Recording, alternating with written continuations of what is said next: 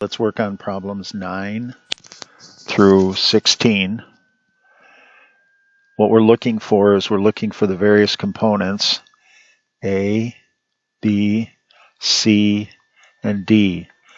Now all of these, we're not going to worry about B because all of them have a period of 2 pi, so B is always going to be 1. So what we need to do is we need to look at C and D. Now if we start on problem A, we notice that the middle of the curve is still the x-axis. So there's no vertical translation. There is a phase shift to minus pi over 4. So D is minus pi over 4. The curve starts at the top, so it's a cosine curve.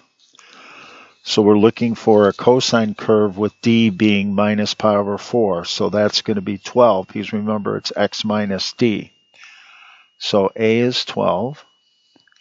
B, now what we do have, notice that the middle of the curve now is at 1. So we have a vertical translation where C is 1.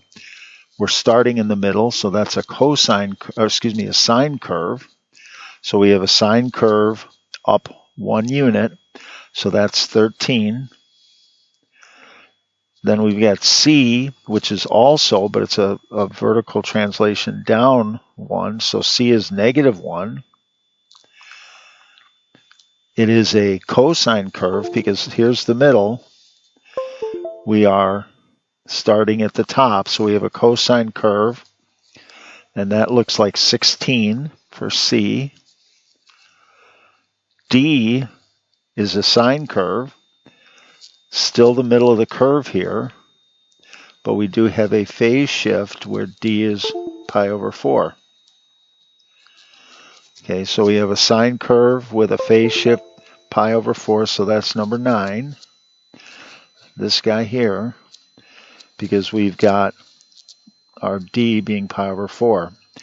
E, again, now notice that C has been moved, the middle of the curve has been moved down to negative 1, so we have a C is equal to negative 1. Okay, so that's going to be 14. F, same thing, we've got the middle of the curve is now 1. We're starting here at the bottom, which means not only do we have a cosine curve, but we have a reflected cosine curve. So A is equal to negative 1. And actually, it doesn't even look like we have one of those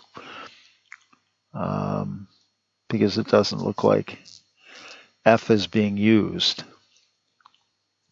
So there is no F because F, the equation for F would be we have 1 plus negative 1 cosine of x. That would be the equation for this guy.